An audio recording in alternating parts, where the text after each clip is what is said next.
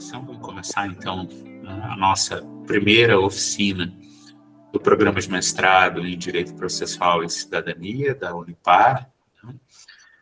Ainda, nesse primeiro momento, ainda remotos, quem sabe mais para frente nós possamos congregar espaço e dividir espaço.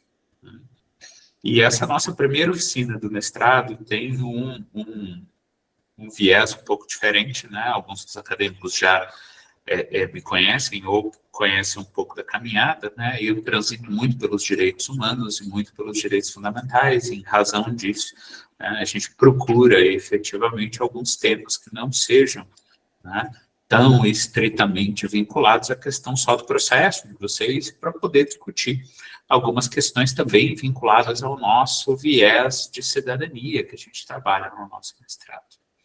Para tanto, como nossa primeira palestrante do dia de hoje, eu fico muito feliz de agradecer aqui a professora Vanessa de Ramos Quebra pela gentileza de ter aceitado o nosso convite, de vir conversar um pouco conosco e de possibilitar essa troca, A gente sempre fala que a oficina é o espaço no qual vocês do nosso programa vão ter contato com os estudos e com as coisas que estão sendo discutidas em outros programas.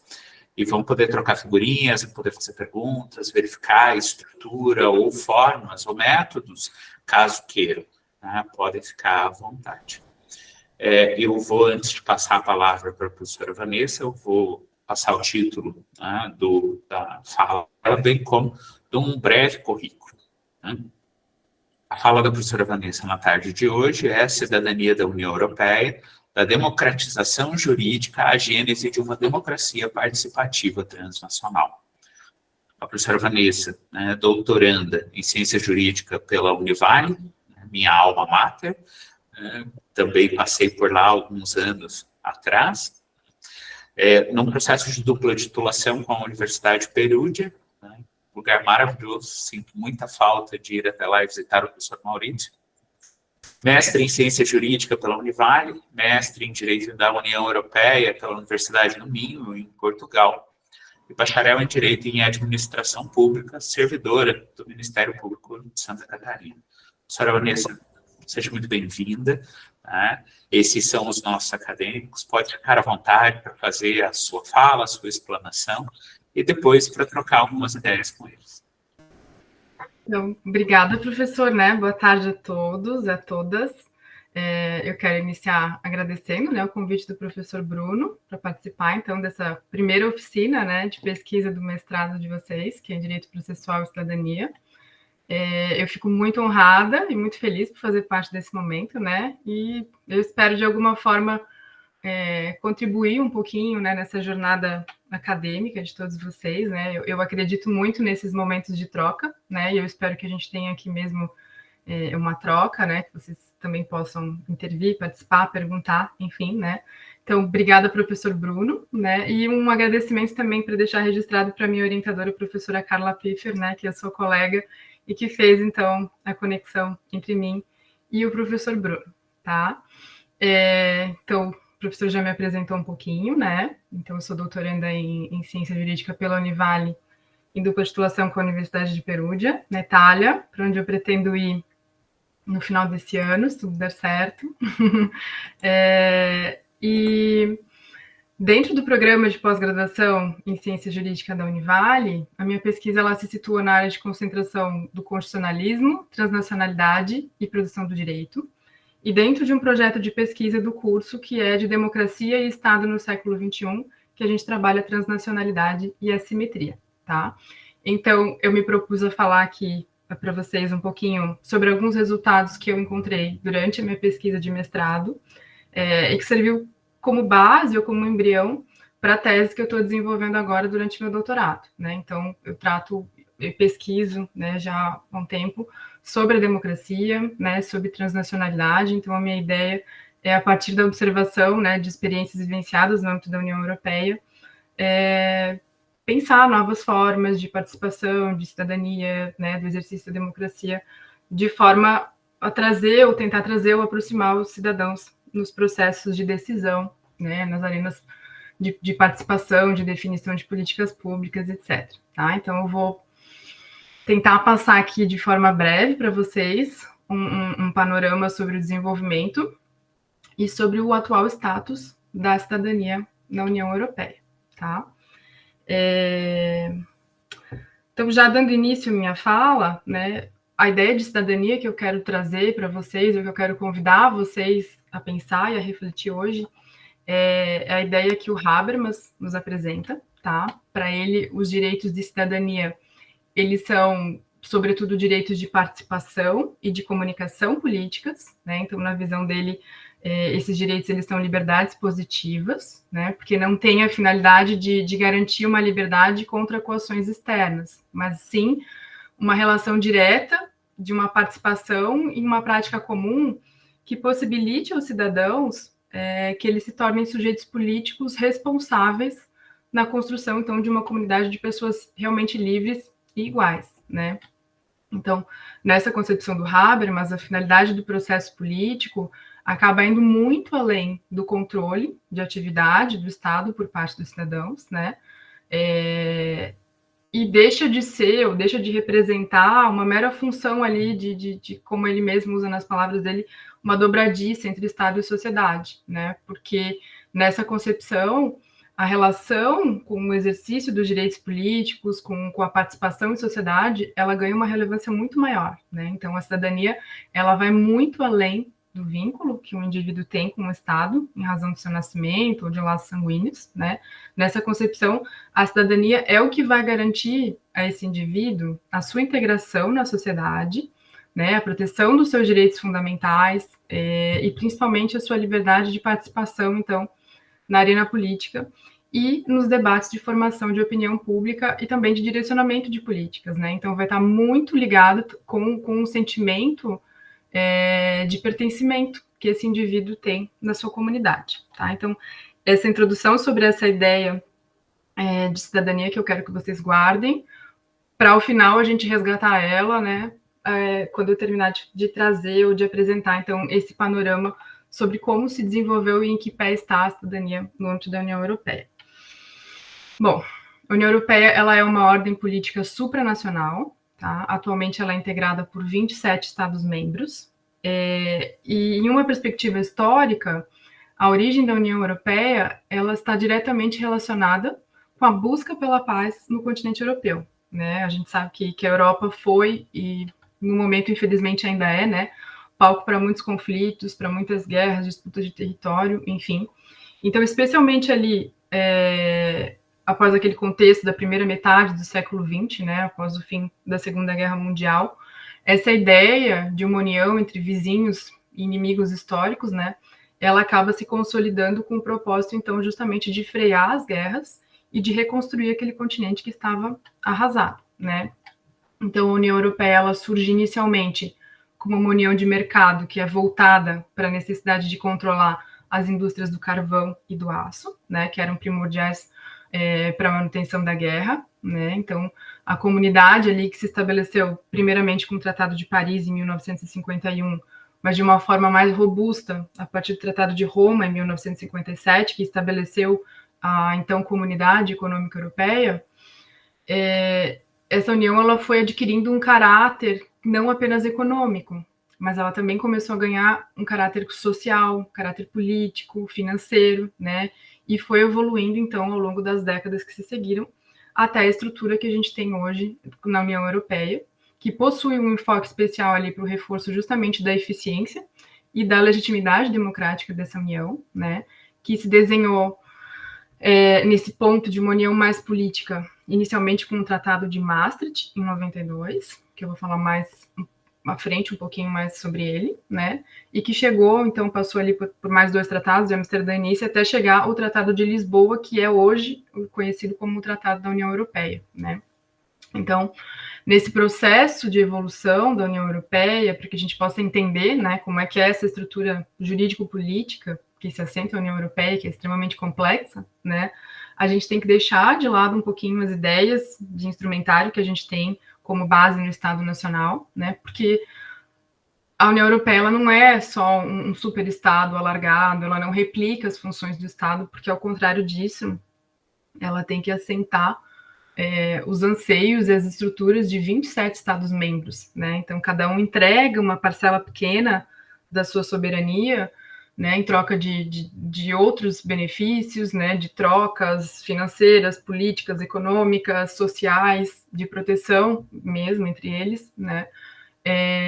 Então, a gente tem que entender que aqui se forma um tecido político, jurídico, social muito mais complexo, né? A gente deixa um pouquinho de lado a ideia de hierarquia, porque aqui a gente tem que trabalhar num ambiente de pluralidade constitucional, né? Então, as constituições desses 27 Estados-membros, elas acabam se entrelaçando numa interconstitucionalidade, né? Essa é uma teoria que começou a ser descortinada pelo constitucionalista português Lucas Pires, depois foi retomada por José Gomes Canotilho, também constitucionalista português, e aprofundada, né? Que é justamente essa teoria em que a hierarquia ela dá lugar para um equilíbrio institucional, né? Para a igualdade desses estados nacionais que formam essa ordem supranacional, né? Então, essa complexidade ela surgiu a partir, né, da livre circulação de pessoas, que é uma consequência do mercado comum que se estabeleceu ali, né? Então, que foi a pedra fundamental da construção dessa cidadania europeia, né? Justamente porque visava garantir as igualdades sociais entre os cidadãos que acabavam fazendo esse intercâmbio no mercado, né? Porque essa livre circulação, ela é uma livre circulação de pessoas, de produtos, de serviços, de bens, de capitais, né? E quando os cidadãos eles começam a fazer esse intercâmbio, houve um conflito, né? Começaram a haver conflitos porque a proteção social em um estado era diferente da outra, né? Como que esse cidadão que era livre para viver e para se estabelecer em um outro estado poderia viver em igualdade de condições, né? Então, desde as primeiras décadas desse processo de integração europeu, foram surgindo diversas demandas, diversos conflitos, inclusive sobre a aplicação de leis nacionais, né, em detrimento de normas mais benéficas de outros ordenamentos de Estados-membros ou da própria União Europeia, né? Essas questões elas foram sendo colocadas ao Tribunal de Justiça da União Europeia, e o Tribunal de Justiça da União Europeia, desde o início, ele já foi descortinando, então, essa ideia de uma união de direito, né? Em alusão aí à figura do Estado de Direito, digamos assim, né? Então, dentro dessa união de direito, foi se estabelecendo que precisava se garantir um nível de proteção mais elevado dos direitos fundamentais para os cidadãos, né, dos Estados-membros da União Europeia. Então, eu repito, né, não existe aqui a ideia de uma hierarquia entre as normas constitucionais, né? Se existe, por exemplo, um conflito entre uma norma do direito português, do direito alemão, né, e um cidadão de um ou de outro Estado-membro está em conflito entre a aplicação dessas normas, ou mesmo entre uma norma de um Estado-membro da União Europeia, né, o Tribunal de Justiça trouxe a ideia, que hoje é fundamentada em um dos princípios basilares da União Europeia, inclusive pelo Tratado de Lisboa, da existência de garantia, então, do nível de proteção mais elevado para os cidadãos da União Europeia, né? A jurisprudência do Tribunal de Justiça da União Europeia também foi, desde o início, definindo que o paradigma da União Europeia é um paradigma constitucional e não de direito internacional. Então, por isso que a gente chama os tratados da União Europeia, esses que eu já fui citando para vocês, de tratados constitutivos, porque eles têm o valor e força de Constituição, tá? Então, todo esse trabalho, toda essa construção do Tribunal de Justiça da União Europeia foi atribuindo uma importância ainda maior para a cidadania no âmbito da União Europeia, né, para a proteção desses direitos fundamentais. E os tratados eles foram evoluindo ao longo do tempo, né? Como eu falei, a gente teve o Tratado de Paris em 51, né? Foi insuficiente, daí em 57 se estabeleceu, então, a Comunidade Econômica Europeia com o Tratado de Roma. Aí, né, a coisa foi tomando proporções maiores, como eu disse, né, a questão da jurisprudência do Tribunal de Justiça da União Europeia, de novos Estados-membros que começaram a integrar essa união, né? A gente não largou com 27, largou com 5 Estados-membros, que hoje são 27, né, após a saída do Reino Unido. Então, em 86, teve o Ato Único Europeu, que foi uma primeira revisão e que deixou determinado que haveria uma revisão maior dos tratados até 1992, que foi então o Tratado de Maastricht, né? Após isso, a gente ainda teve o Tratado de Nice, de Amsterdã, que aí preparou 92, Maastricht, né? Um aprofundamento ali nesse sentido da união mais política, né? E aí os tratados de Nice e de Amsterdã para trabalhar a questão do alargamento a leste, né? Que foi quando os estados do leste europeu passaram, alguns estados, né, do leste europeu passaram a integrar a União Europeia, né? Que é um processo complexo, demorado, leva anos para um país ser aceito como Estado membro, né? E aí, no meio disso, teve uma experiência frustrada ali de um texto, né, de Constituição que foi aprovado pelos governos dos Estados-membros, mas em referendo foi rejeitado pelos cidadãos da França e da Holanda, então não entrou em vigor, né, causou ali uma certa crise existencial para a União Europeia, que foi, entre aspas, resolvida, digamos assim, porque acho que a União Europeia vive em crise existencial, né, porque realmente uma ordem muito complexa, né, existe muita discussão sobre, né, se toma muito espaço, se é relevante, se não é, mas enfim, não quero entrar nessa seara. Mas só para dizer que, então, né, no âmbito dos tratados, já que eu fiz esse adendo, então, né, em 2009 a gente teve o Tratado de Lisboa. E aí, justamente, o Tratado de Maastricht, lá em 1992, né, que refletiu esse trabalho da evolução da jurisprudência do Tribunal de Justiça da União Europeia, e que foi considerado, então, um marco no primeiro avanço para a integração política europeia dentro dos tratados, né, porque foi esse tratado que estabeleceu a cidadania da União Europeia. Então, passou a considerar um cidadão da União, e aí já não mais da Comunidade Europeia como era antes, mas agora sim da União Europeia, qualquer cidadão ou qualquer pessoa com nacionalidade de um Estado-membro, né, assegurando a essa pessoa direitos e prevendo deveres também nos termos do tratado. Tá? Então, o Tratado de Maastricht ele acabou criando uma comunidade política autônoma, diferente e separada, né, das comunidades políticas nacionais, trazendo aí as suas próprias instituições, os seus próprios mecanismos democráticos, tá? Então, nesse contexto, a gente tem aqui a ideia de que a cidadania europeia, ela vai muito além do vínculo, né, de pertença de um povo, então conecta com aquela ideia do Habermas de cidadania, né? Então, ela vai se traduzir aqui num vínculo de natureza política, que vai unir esses povos da Europa, ou da União Europeia, né?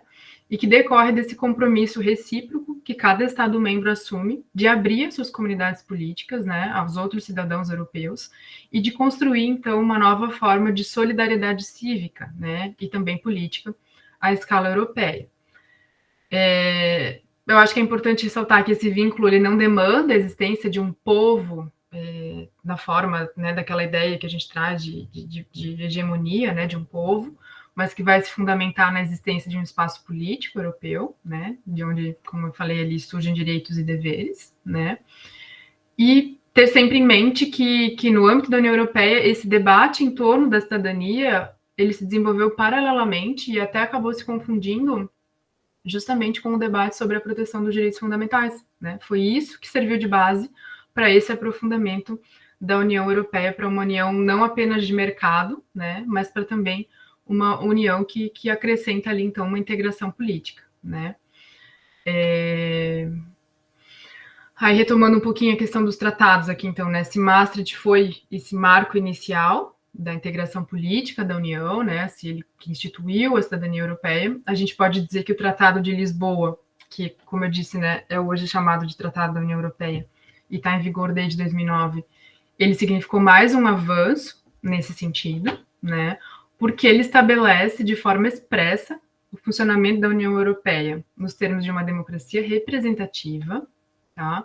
Ele incorpora o conteúdo da chamada Carta dos Direitos Fundamentais da União Europeia e equipara ela ao nível dos tratados, e ele traz também instrumento de democracia participativa, tá? Tudo isso com o intuito, então, de aproximar os cidadãos da vida política e dos processos de decisão no âmbito da União Europeia, e na tentativa também de preencher algumas lacunas de legitimidade e de afastar algumas alegações persistentes que existem em relação a um déficit democrático no âmbito da União Europeia, tá?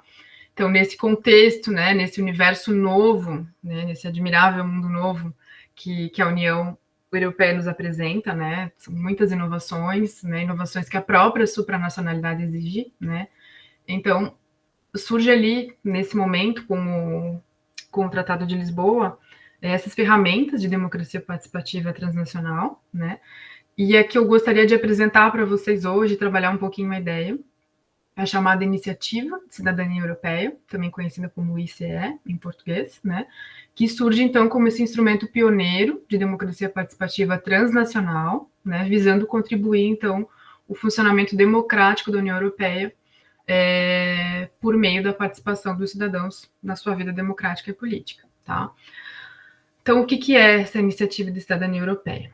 É uma possibilidade, né, de pelo menos 1 milhão de cidadãos da União Europeia, que tem que ser nacionais de no mínimo 1/4 dos Estados-membros, né, que precisam estar organizados por pelo menos 7 pessoas singulares, que residam em no mínimo 7 Estados-membros diferentes, de convidarem a Comissão Europeia, que aqui, abrindo um parênteses, a grosso modo, faria às vezes de um poder executivo, digamos assim, né? Mas como eu disse, a gente não deve usar o instrumentário do Estado para comparar ou para compreender a União Europeia, mas só para deixar mais claro, né, que aqui a Comissão Europeia é quem de fato implementa as políticas públicas, né, as decisões, enfim. Então, esses cidadãos, eles convidam a Comissão Europeia a apresentar uma proposta legislativa que seja adequada e que seja, né, em matéria de sua atribuição, sobre as quais esses cidadãos eles consideram que seja necessário um ato jurídico da União para aplicar os tratados, tá? Então, desde a implementação dessa ferramenta, né, até hoje, foram registradas 111 propostas de iniciativa de cidadania europeia. Dessas, 12 obtiveram um número suficiente de assinaturas, 10 já foram examinadas pela Comissão Europeia e 2 estão na fase de verificação das assinaturas, tá? Então, assim, se a gente olhar talvez de forma isolada para esses números, né, pode ficar ali uma sensação de que não é um instrumento assim tão relevante, né? A gente tem um tecido aí formado por mais de 500 milhões de cidadãos no contexto da União Europeia, né? Mas o que eu gostaria de propor para vocês, ou de apresentar para vocês, é justamente um olhar sob uma perspectiva que apresente as potencialidades de um instrumento como esse, né? Que é um instrumento bastante inovador e que é colocado dentro de uma ordem supranacional e que exige aí um esforço no sentido transnacional de participação, né? Então, talvez num primeiro momento a gente olhe para esses números e não se sinta assim muito empolgado. Mas eu vou tentar aqui apresentar para vocês uma análise bem breve sobre a primeira iniciativa de cidadania europeia que obteve o número de assinaturas suficientes e quais as respostas e os desdobramentos dessa iniciativa, para a gente refletir realmente sobre o que eu acho que chama atenção, que é o potencial, né, desse instrumento de democracia participativa, tá? Então, a primeira proposta de iniciativa de cidadania europeia que atingiu ou que passou a marca de 1 milhão de assinaturas, ela foi denominada Right to Water, tá? Ela foi registrada em maio de 2012 e foi examinada em março de 2014. E, além de ter sido a primeira que atingiu um número suficiente de assinaturas, ela também foi uma das que obteve melhores respostas, tanto da Comissão quanto do Parlamento Europeu, tá? Então, essa iniciativa Right to Water, ela tinha como objetivos convidar a Comissão a propor uma legislação que obrigasse os Estados-membros a garantirem o fornecimento de água e saneamento como serviços públicos essenciais para todos. Tá? Na prática, o que se pretendia aqui era impedir a privatização dos serviços de água, tá? Porque a única forma de fazer isso seria tornando essa prestação de serviços um bem público, né? Estabelecendo o acesso à água potável de qualidade e ao saneamento como um direito humano, né? Então, isso faria com que a privatização desse serviço entrasse em conflito com o direito, né, de acesso à água e inviabilizar, portanto, a prática dessa privatização dos serviços, tá? Se a gente for analisar lá os pormenores da comunicação da comissão em resposta a essa iniciativa, a gente vai perceber que não se atendeu exatamente aos pedidos feitos pelos organizadores ou, né, na melhor das hipóteses ali, foram atendidos de forma muito vaga, tá? Então, a comissão, ela reconheceu a dimensão dos direitos humanos do acesso à água potável e ao saneamento seguro, tá? mas não sugeriu assim uma legislação muito relevante para fazer disso uma lei dentro da União Europeia, né, que era o que os organizadores pretendiam, tá?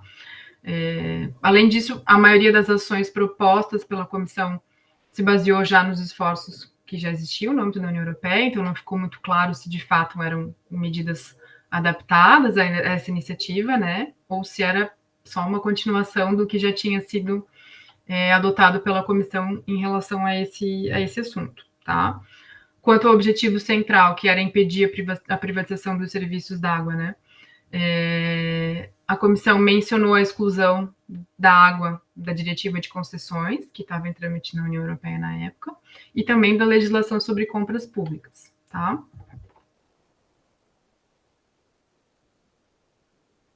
Houve uma certa frustração, né? Se esperava mais, porque a própria comissão disse que dava um sinal verde para essa proposta. Mas além dessas respostas da comissão para essa iniciativa, o que eu gostaria de chamar a atenção para esse instrumento é que a gente pode e que a gente deve observar os efeitos, né, que uma iniciativa de cidadania europeia pode causar para além das respostas que são dadas pelas instituições da União Europeia, né? Então, é inegável, quando a gente vai analisar essa iniciativa, que ela deixou um legado importante que merece destaque, tá? Depois dos debates, da campanha de divulgação, né, que ocorreu ali no período de coleta de assinaturas, houve uma mudança perceptível no discurso sobre a importância de se manter a água sob domínio público na Europa, tá? Então, desde os debates ali durante esse período de campanha, houve um número considerável de movimentos e até de referendos, às vezes não oficiais, mas em diversas cidades de países distintos da União Europeia, tá? Houve mobilização na Grécia, na Itália, na Espanha, Irlanda, Eslovênia, enfim, tá? Nesses debates, nessa campanha, começou a se registrar uma ampla rejeição popular à privatização dos serviços d'água, né? Então, isso demonstrou um alinhamento dos objetivos da Right to Water em variados cenários locais, né? Então, para além das respostas que se esperavam da União Europeia, houve também uma movimentação dos próprios cidadãos, né, trazendo esse debate para as arenas dentro dos seus Estados-membros, né, a partir da troca que houve nesse contexto transnacional, né? Então, isso tem uma relevância política e em termos de cidadania muito grande, né? Eu acho que nesse caminho que a gente está, né, nesse ponto que a gente está da nossa história, do nosso momento político, né, e de desenvolvimento social, a gente tem que pensar e começar a olhar que nós ainda no século XXI não conseguimos atingir um estágio elevado de participação popular dentro das democracias que a gente tem estabelecidas, né? A gente tem direito ao voto, né? A gente está falando aqui no âmbito da União Europeia, tem direito ao voto estabelecido, né? A gente tem um direito de participação, de escolha dos nossos representantes, mas normalmente a gente para por aí quando a gente pensa em termos de participação política, em termos de cidadania, né?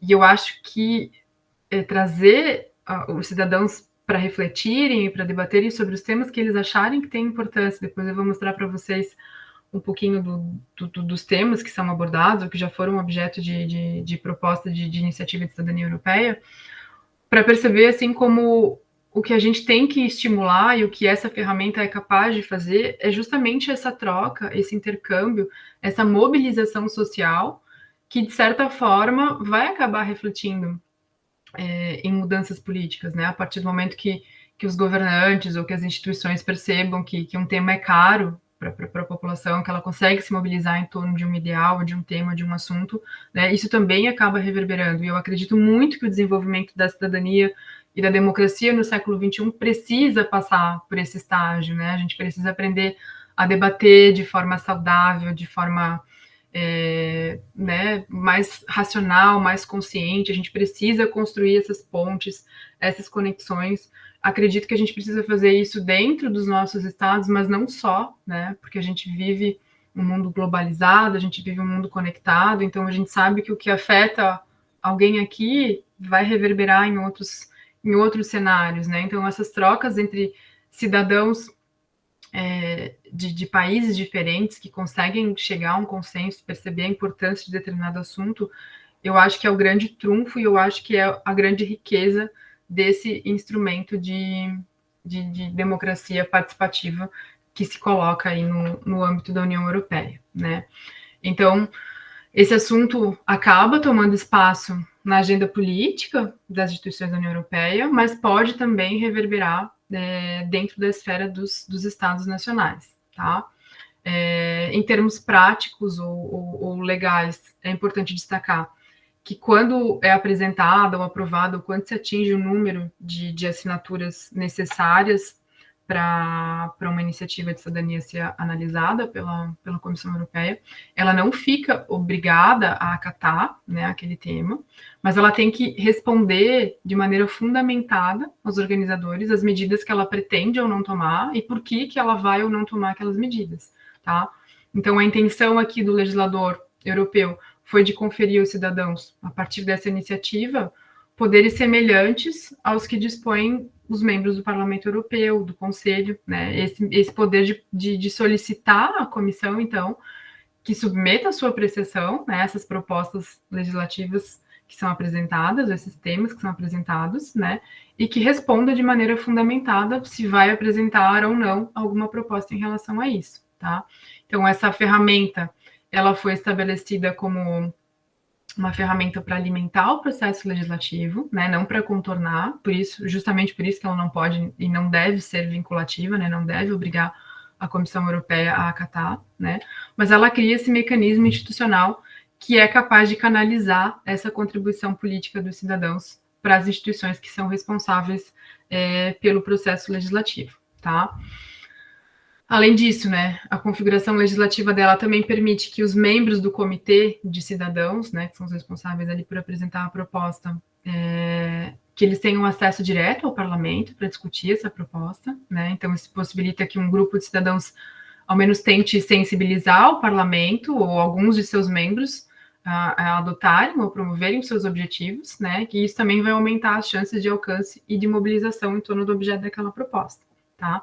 Então, eu acredito que o valor específico dessa iniciativa de cidadania europeia não consiste necessariamente na certeza do resultado, né, e sim nesses meios, nessas oportunidades que ela cria durante o seu processo, né. Então, eu acredito que o sucesso dela, ele não é medido só pela transformação numa proposta formal ali, né, mas também e principalmente por esse debate democrático que ela desencadeia, né. Então, o valor acrescentado dela, eu acho que se coloca em pelo menos 4 níveis, né, que seria uma promoção do debate público, maior visibilidade para determinadas causas, né, um acesso privilegiado dos cidadãos às instituições da União Europeia aqui, e o direito a uma resposta institucional fundamentada, né, que vai facilitar, então, o exame público e político das posturas e das medidas adotadas pela comissão sobre aquele assunto, tá?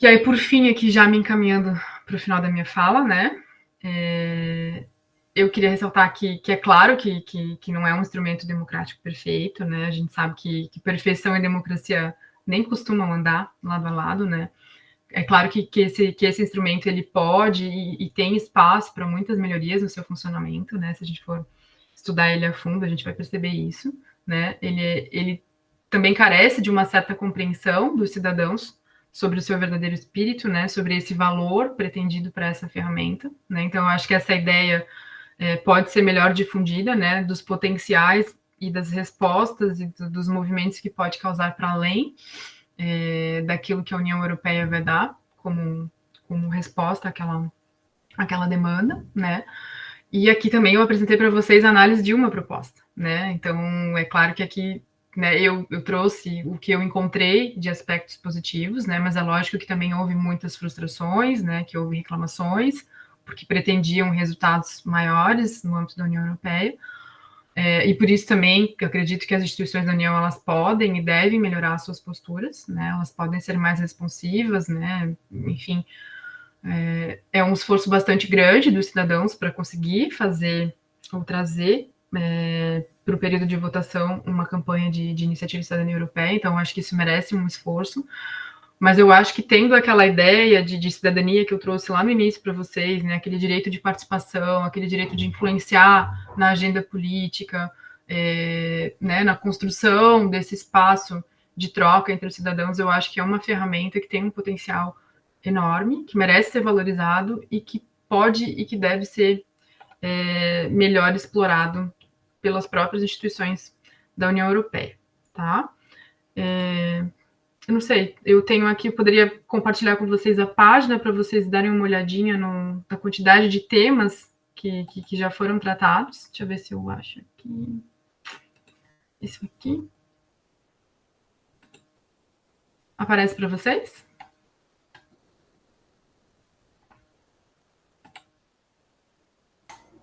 Aparece sim. Aparece?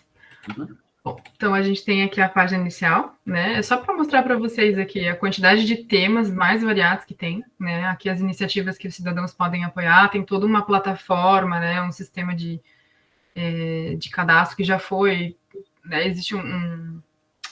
Existe uma regulamentação específica, né? Um regulamento que trata sobre essa iniciativa cidadania europeia, que já foi reformado, tá? Então aqui sempre visando facilitar, né? Então veja aqui, ó,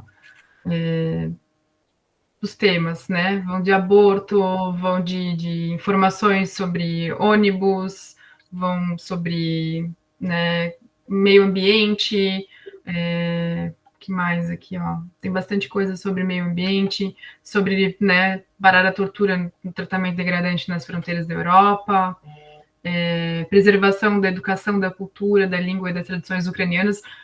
A Ucrânia nem é membro da União Europeia, né? Mas eu acho que isso aqui é um esforço feito na seara, obviamente, né, do conflito, da guerra da Ucrânia e da Rússia.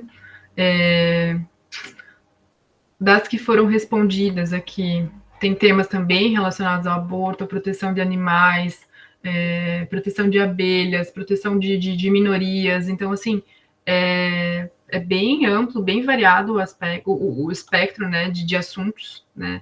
O único cuidado que eles precisam ter é que são assuntos que precisam ser assuntos de atribuições da União Europeia, né? Então precisa ser temas que a Comissão Europeia tenha atribuição e possibilidade de responder sobre. Mas o que eu queria deixar para vocês e o que eu queria convidar vocês a refletir é justamente sobre não só essa ferramenta, mas quantas ferramentas a gente poderia ter, ou como a gente poderia estimular, ou como ela funciona, né, no fomento desse debate, dessa participação cidadã, que eu acho que é o que, né, uma das promessas não cumpridas da democracia lá que Norberto Bobbio nos falava, que é justamente de trazer o cidadão, né, para um espaço de maior protagonismo, né, nessa esfera política, né, de participação, de definição de políticas. Acho que eu já falei bastante, né, professor? Ficou à disposição, né, se alguém tiver alguma contribuição, alguma dúvida, enfim. Devolvo a palavra para o professor Bruno, então. Perfeito. Eu vou aqui fazer o papel de uma mediação, né, provocada, porque eu fiquei com uma pulguinha para poder te perguntar, Vanessa. Então, se me permite, vou fazer a primeira pergunta eu. Com certeza. Porque a gente, quando escuta falar, né, da iniciativa, a gente percebe que ela é muito parecida com aquela premissa que a gente tem aqui do processo de iniciativa popular de lei que foi feita para poder funcionar. A nossa foi feita para não funcionar, para ninguém fazer proposta nenhuma, né? Os critérios são tão absurdos e tão cheios de meandros que eles acabam não sendo factíveis. Mas pensando num âmbito supranacional, não sei se tu chegasse a fazer essa reflexão para o teu trabalho ou não, seria adaptável nós pensarmos numa situação parecida com essa para a nossa realidade americana? Professor, essa é justamente a pesquisa que eu estou fazendo na minha tese, né? Então, observando essa experiência europeia, a minha tese é no sentido de construir ou de ver, né, testar a viabilidade dessa ou de uma ferramenta inspirada num modelo assim, que servisse, mas daí, na minha ideia, num âmbito transnacional ou global mesmo, né? Eu acho que a diferença aqui para a nossa iniciativa popular, né, que também quando eu tive o primeiro contato com essa ferramenta, foi a primeira conexão que eu fiz. A iniciativa popular no Brasil, né, a iniciativa de cidadania europeia é parecida, certa medida, né,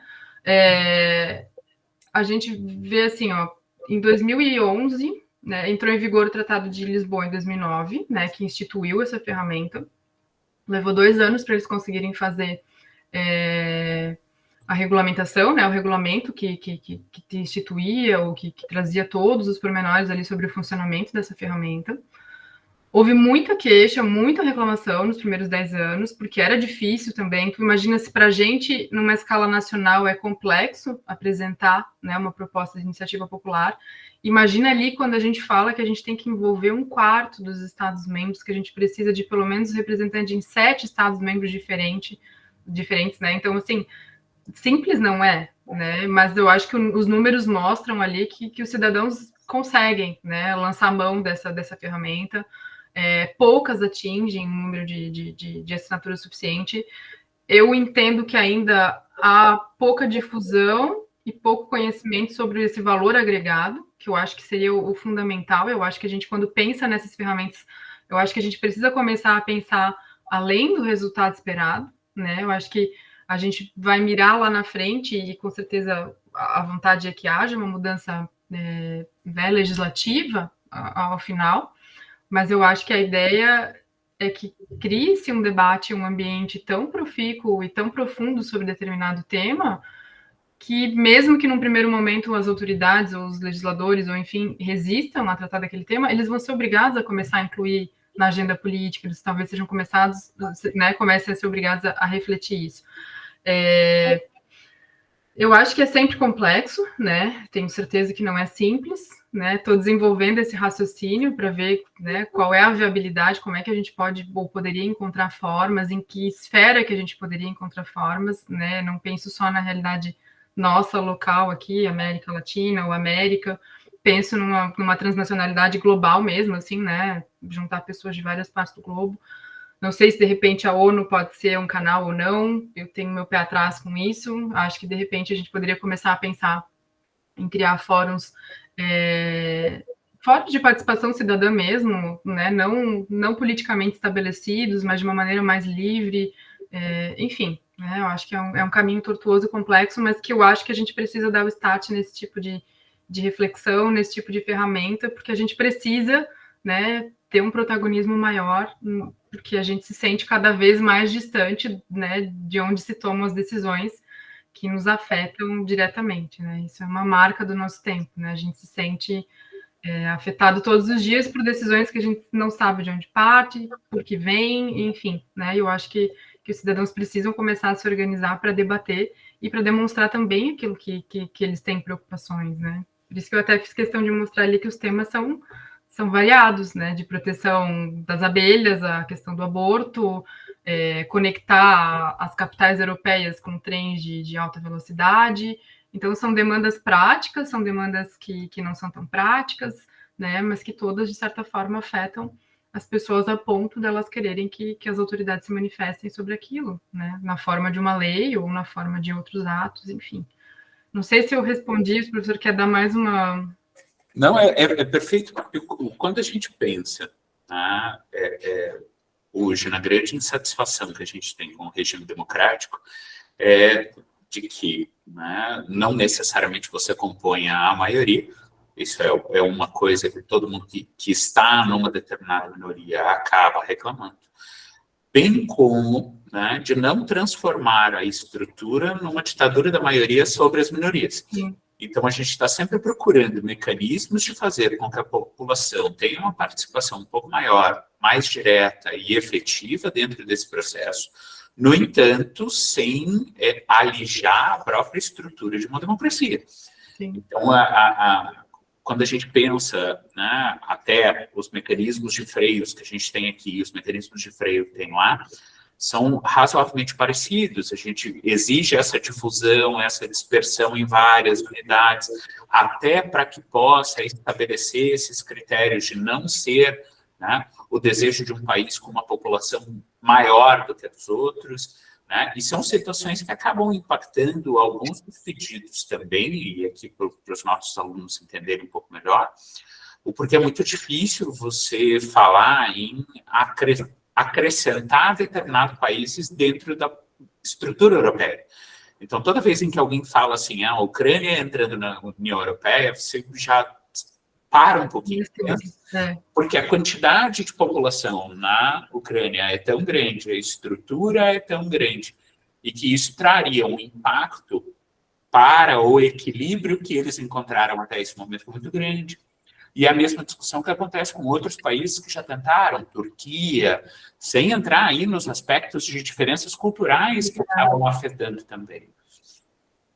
E assim, né, professor, quando a gente vai observar ali, né, essa construção, ela não se deu do dia para a noite, né? Como eu disse, vem lá desde a década de 50, né? Então eram 5 países, hoje são 27 Estados-membros. Por isso até que os tratados foram sendo reformados. Mas os tratados, e o Tratado de Lisboa especialmente, ele traz essa noção de uma confiança mútua, né? No sentido de quê? De que cada Estado-membro que faz parte dessa união, ele partilha de valores que os outros também partilham, né?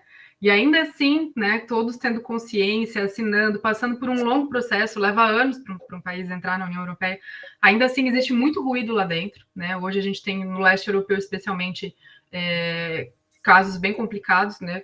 Que eu estudei melhor isso no meu mestrado, né? Foi mais o foco da minha dissertação de mestrado naquele momento, né? A postura de alguns países que vão rompendo com o Estado de Direito dentro das suas ordens e que criam um problema imenso para a União Europeia, porque fere diretamente essa noção de cooperação, de partilha de valores, porque afeta a vida de cidadãos europeus que se estabeleceram lá ou que saíram de lá e que vivem em outros países.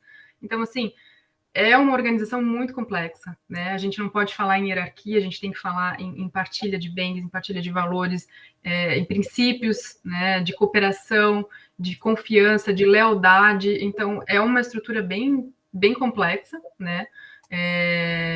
Mas eu acho que é um laboratório interessante para a gente observar práticas, porque eu acho que, né, cada vez fica mais claro para nós que nenhum país isolado funciona, né? Nós somos a soma de todos os países com quem a gente se relaciona, com quem a gente tem, né, negócios, pessoas, enfim, né, tudo. Eu acho que o mundo é complexo demais e eu acho que a gente, né, tem experiências muito valiosas ali nessa troca entre países, no caso deles vizinhos, né? A gente tem o Mercosul aqui, que eu acho que eu vejo muita gente tentando comparar e eu acho que não tem como, assim, são estágios distintos, né? A gente está, acho que nem engatinhando ainda aqui no Mercosul e eles já estão lá votando e partilhando votos, né? As pessoas têm direito de votar, de ser votado em outros Estados-membros, porque elas vivem lá, enfim, né?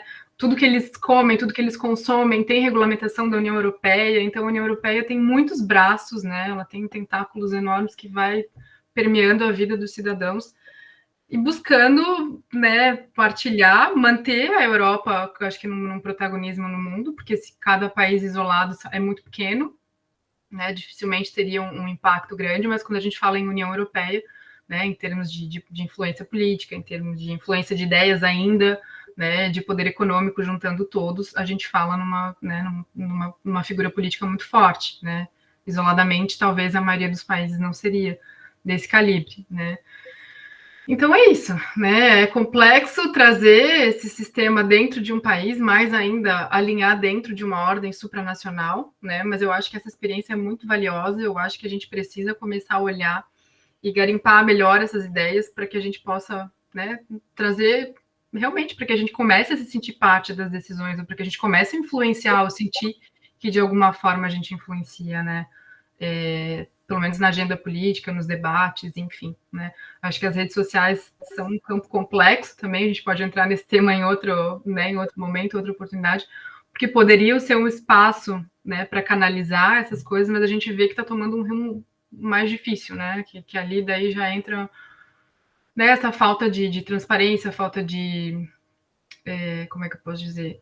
De verdade até entre as pessoas, né? Uma manipulação muito grande de ideias. Eu acho que falta o cara a cara ali, né? Falta as pessoas saberem com quem elas estão conversando, que ideias elas estão trocando. construir consensos é muito difícil, né? Então, às vezes, a gente vem muito armado, achando que a gente tem razão, mas, de repente, se a gente ouvir o outro, a gente vai ver que o outro também tem, e que, de repente, um pouco da nossa razão não é tão correta quanto a gente pensava. Enfim, né? Eu acho que a participação e a vida cidadã, né? O exercício da cidadania, dessa cidadania política, ela demanda tempo, demanda energia, e as pessoas parece que, né, às vezes deixam essa ideia de lado, assim, querem sempre o caminho mais fácil, querem sempre ter razão, né? E eu acho que a democracia é justamente o contrário, a gente ouvir o outro e entender que às vezes o outro pode ter mais razão do que a gente, ou então, se a gente acha que não, tentar de maneira urbana, cordial, correta, sensibilizar o outro, né, para que ele também consiga perceber o nosso ponto de vista, né? Essa questão de incluir o outro dentro, né, do que a gente pensa, do que a gente acredita, fazer essa troca entre as pessoas. Perfeito. Então, vamos lá. Agora eu passo, né, aos acadêmicos, caso queiram fazer, né, alguma questionamento. O professor Horácio também, né, que está aí nos acompanhando. Caso queira, o professor pode ficar à vontade.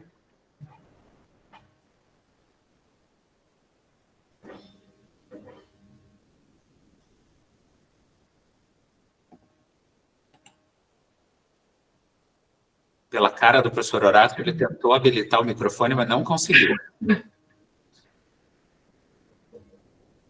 Oi. Agora foi. Beleza. Professor Bruno, uma satisfação muito grande aqui, parabéns à doutora Vanessa pela exposição, e realmente essa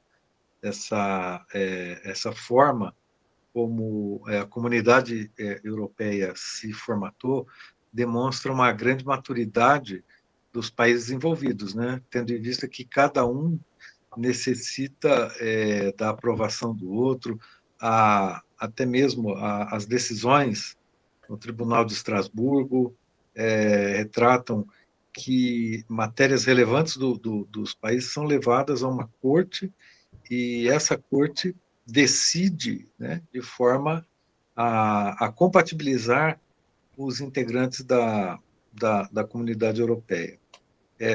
Comungo aqui com a doutora Vanessa, né, tendo em vista que os desafios que nós enfrentamos para formar uma comunidade latino-americana, que está na nossa Constituição, como um dos objetivos da República Federativa do Brasil, passa por vários entraves que ultrapassam meramente uma questão de tarifa alfandegária, né, e acabam convergindo para aspectos, inclusive, culturais, né, de formatação de cada estado aqui do nosso continente, né? Então, parabenizo a doutora Vanessa pela exposição, né? Ouvi atentamente, tive uma oportunidade, Vanessa, de estudar o constitucionalismo europeu na Universidade de Siena, na Itália, e eles passaram por problemas, e ainda passam por problemas muito grandes na efetivação desses direitos e garantias. Parabenizo o Dr. Bruno pela escolha da senhora, e estou aqui aprendendo, professor Bruno. Obrigado. Obrigada, professor. Imagina, que gentis as suas palavras. Muita gentileza. Obrigada. E aqui eu vou reverberar, né, a fala do Horácio, porque a gente acaba vendo a nossa realidade, a nossa região não tem, né, a unificação de pensamento o suficiente para poder chegar nesse estágio, nesse momento, né? Então, assim, precisa, num determinado ponto, as pessoas convergirem para poderem caminhar juntas adiante. E como a doutora Vanessa disse ali, né, o nosso Mercosul está anos-luz atrás disso, porque nós permanecemos, cada um brigando, Sim, por uma coisa diferente e não andamos, né, numa mesma direção. Sim, eu acho que até... Então, né, a União Europeia surgiu ali da necessidade, né? Necessidade de paz. Então, né, já começa por aí. Eu acho que a necessidade nos empurra para muitas coisas, né? Mas seria maravilhoso se a gente conseguisse fortalecer a nossa comunidade aqui, né? Eu acho que é importante, mas Mas é isso, né? Vontade política, é esforço, é entrega, né? Porque os países também entregam parcelas da sua soberania para a União Europeia, como o professor Horácio ali falou, né? Isso é complexo, né? Quando eu comentei ali da questão, né, dessa interconstitucionalidade que surge ali no tecido da União Europeia, né? Porque não pode haver hierarquia, né? A Constituição da Alemanha não é mais importante que a Constituição da França ou da Itália, né? Mas em algum momento elas podem entrar em conflito. E aí, como é que vai se resolver isso, né? E é um caminho tortuoso, é um caminho delicado, né? Já aconteceu às vezes de uma decisão do Tribunal de Justiça da União Europeia não ser respeitada por algum país, né? Ali na esteira da pandemia de Covid-19, a gente viu isso em relação a questões financeiras, que a Alemanha não quis aceitar, então abre um caminho perigoso. Né? Dentro da União Europeia tem muito ruído anti-União Europeia, né? Apesar de haver ali um suporte financeiro, né? Como eu disse ali, de qualidade de vida, de tudo, tem uma pulsão anti-europeísta muito forte. Né? Esse ano é um ano bem crucial nas eleições do Parlamento Europeu.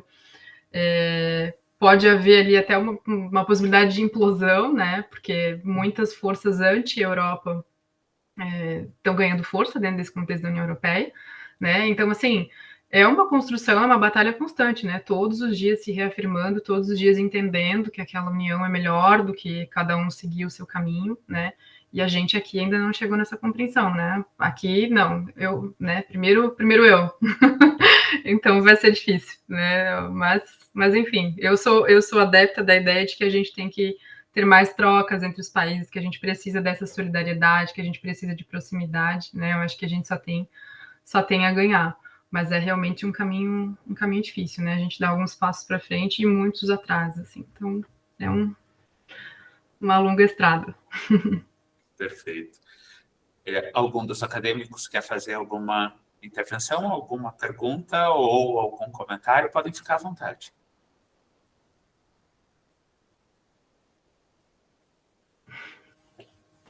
Olha, eu tinha até uma pergunta, mas durante a conversa aí vocês já esclareceram. Eu ia perguntar, dentro desse estudo da professora Vanessa, o que ela encontrou de ligação com o nosso caso aqui do Mercosul, mas ela já falou que não tem uma relação ainda. É difícil, assim, né? Porque eu acho que é isso, né? São estágios muito distintos, né? Eles estão há décadas construindo a integração deles. A gente também, mas a gente parou no primeiro passo ali, né? Tipo, vamos fazer essa comunidade, né? É um mercado comum, a circulação mais para turismo, né? Também facilitado para trabalho, mas é muito diferente do que eles têm lá, né? Eu acho que lá é muito mais profundo, muito mais enraizado. Mas acho, né, na minha humilde opinião, dentro da minha perspectiva, que a gente teria muito a ganhar se a gente conseguisse também construir uma comunidade mais robusta, né, aqui no nosso contexto, né, de América Latina, enfim. Ótimo. E aqui, pessoal, até quero fazer um adendo. Vejam que, né, o trabalho da professora Vanessa está dentro de uma premissa de algumas iniciativas legislativas e ela tem feito a análise com relação às coisas conforme elas estão evoluindo.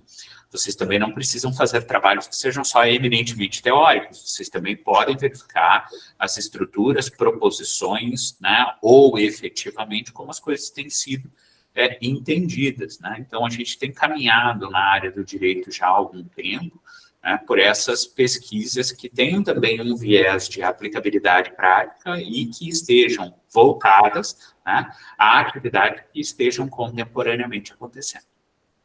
Eu acho que isso é bem importante até para a gente se sentir motivado, né, professor? Quando a gente faz a pesquisa acadêmica, se a gente vai muito para um lado teórico, às vezes até a gente tem dificuldade de entender, tá, mas e aí? Chega num ponto, como é que eu vou aplicar isso, né? Então, se a gente conseguir encontrar na nossa vida, né, ou ao redor da gente, prática, mas que eu imagino que dentro do curso de vocês exista, né, porque que tem esse viés processual, eu acho que até a pesquisa fica mais, sabe, ela flui melhor, assim, porque quando, né, tu tem onde te agarrar, assim, não, mas os fatos estão aqui, tá acontecendo assim, né, então não é o que eu acho, eu tô percebendo isso, né, pode ser a minha leitura, mas a minha leitura de fatos, né, e eu acho que isso, para os acadêmicos, eu acho que é um caminho que traz um certo estímulo até, assim, né, de ver que a sua pesquisa tem aplicabilidade, né? Bem, pode falar, Fabio. Oi, olá, foi muito legal, esclarecedor, e eu lembrei de uma visita técnica que a gente fez com os alunos aqui da Universidade Estadual do Mato Grosso do Sul, no Tribunal Penal do Mercosul, Tribunal Internacional, desculpa, do Mercosul, e lá tem toda uma estrutura, foi muito bacana ver mais de perto essa possível, né, o que a gente só lê, né, formalmente. Então, tinha bastante estrutura, a gente se sentiu, assim, bem... Nossa, o Mercosul parece que existe. Mas, infelizmente, é muita formalidade só, né? Mas lembrei disso, aí eu falei, poxa, não tem isso de forma estruturada, né? Como o professor falou, é só mais uma alfandegário, né? Essa situação de comunidade e de parceria, né, entre os países. Mas o que a gente percebeu mais foi realmente uma resistência do Brasil, assim, apesar de ter toda uma estrutura legal, mas a recepção, assim, da gente lá foi bacana, mas a impressão que passou foi uma resistência mesmo do Brasil em fazer essa união mesmo aqui e em olhar para os vizinhos mesmo, sabe, querer algo em parceria. Foi a minha impressão na época. Isso foi em 2018, já faz um tempinho. E aqui, né, vamos lá, eu vou já fazer, como diz no léxico do pessoal, né, na jornalismo esportivo, fazer o jabá da minha disciplina, né? Então, daqui a alguns dias, vocês terão a disciplina, né, de neoconstitucionalismo, direitos humanos e jurisdição, no qual a gente vai falar sobre os processos internacionais, em especial os processos de direitos humanos. Então, a gente vai estudar a jurisprudência da Corte Interamericana, da Corte Europeia, da Corte Africana de Direitos Humanos. Então, a gente vai trabalhar com alguns desses processos e alguns problemas que os nossos colegas têm visto. Mas é muito interessante porque começa-se a aproximação sempre pelo viés econômico. E depois é que as coisas têm que evoluir para outros pontos na medida do interesse. E que a gente vê que, para nós, aqui na nossa região, na América do Sul, o interesse não foi muito existente. E aí, perfeito, Fabio. Não só nosso, como também do outro carro-chefe da região, que é a Argentina, porque normalmente o Brasil e a Argentina estão em polos antagônicos no espectro político. Né? Normalmente, quando um está arrumando para um lado, o outro está para o outro, e daí, né, os dois puxando a corda para lados distintos, a carruagem não vai para lugar nenhum. Professor, só querendo, né, mas aí eu, né, pensando de novo na União Europeia, que é o tema que eu pensei, o papel do judiciário, né, como o professor disse, normalmente começa pela economia, né, sempre vai, né, o start ali na União Europeia não foi diferente, né, era controlar um mercado, controlar uma indústria ali, né, então... Só que aquilo vai trazendo consequências, né? Porque a economia ela é feita de relações e essas relações elas geram conflitos, né? E os conflitos eles vão se decidindo nesses tribunais. Então, para quem, né? Se alguém for ou alguém quiser aprofundar nessa questão da União Europeia, tem uma série de julgados, né? Importantes ali que o professor já deve saber também, que vai justamente descortinando, né? É o Tribunal de Justiça da União Europeia que diz não, mas a União Europeia, os tratados não são direito internacionais. Né, não são direito internacional, são tratados de direito constitucional. Por quê? Porque eles estabelecem direitos e deveres e porque eles acomodam outras circunstâncias, outros tecidos constitucionais. Né? É ele que vai dizer, não, mas o cidadão ele merece ter a proteção mais elevada dos direitos fundamentais dele. Então, agora a gente vai aplicar essa norma desse Estado, ou a gente vai aplicar essa norma da União Europeia. Então, assim, a gente, enquanto operador de direito, a gente tem que ter essa noção de que o Poder Judiciário ele é também um protagonista político, né? E que isso não tem a ver com ativismo judicial, isso tem a ver com resoluções de demandas que chegam até ele, que às vezes ele vai ter que colocar as coisas no seu devido lugar, né?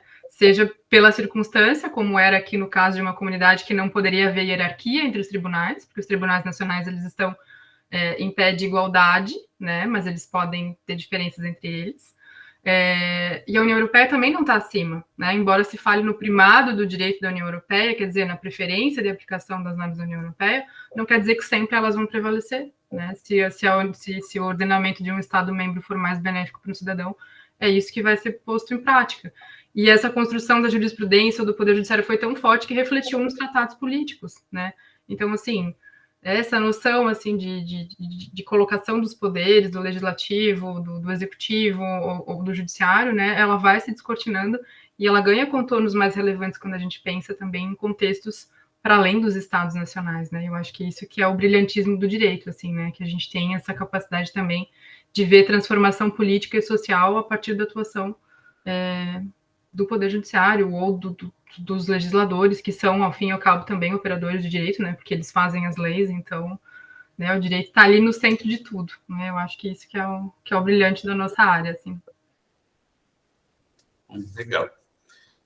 Bom, pessoal, então eu vou dar por encerrada essa nossa primeira atividade da oficina. Nós temos um pequeno intervalo até a nossa próxima atividade das 16 horas.